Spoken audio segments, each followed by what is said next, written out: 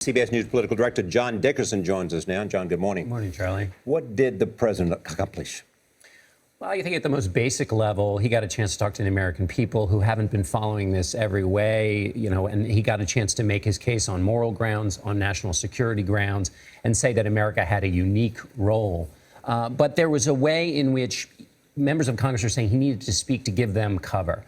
I don't think there was anything in this that members of Congress can turn around and say to their constituents that allows them to support their vote. And there was a way in which this speech was kind of out of sync with the moment. The president was trying to argue for military action, but he just asked Congress to delay the vote, which was what was to support that military action. So it was sort of like a locker room speech after the game had been postponed. If this fails, this effort to find some compromise, is it less likely that the president will be able to get Congress to take military action?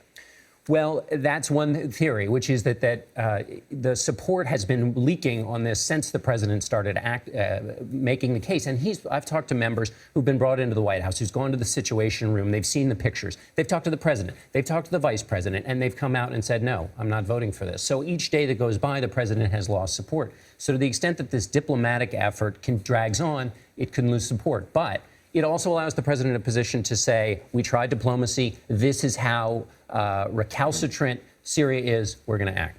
Is this the result, this lack of support, a lack of a lobbying effort by the White House, or is it actually a reflection of the real reluctance of the president to get involved, which seems to be the case to me? They've been lobbying like crazy, but the president is quite reluctant, and so is the country, and that's the real center of this. And that's why this speech was difficult, because people are worried about retaliation. They're worried about this thing falling apart. And the president made a very strong moral case about those children lying cold dead on the floor.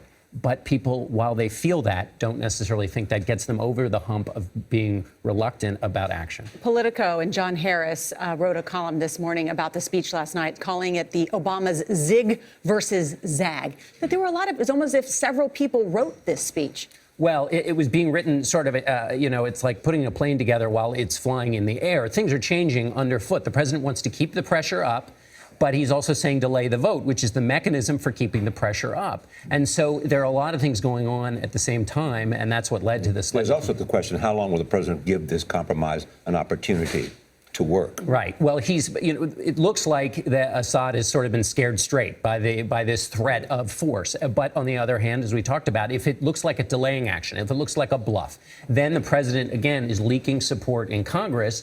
So then he can't ultimately do what he says needs to be done.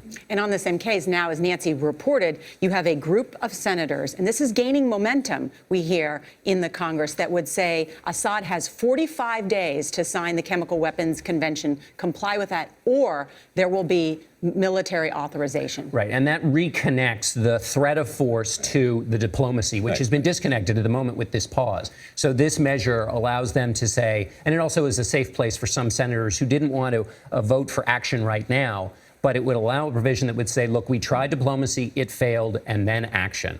But the Russians have said, we, in the United Nations at least, no military threat, and that's where this may be breaking down. And I think we'll know more after John Kerry returns from meeting with the Russian Foreign Minister Lavrov on Thursday. Right. Thank you so much, John Dickerson.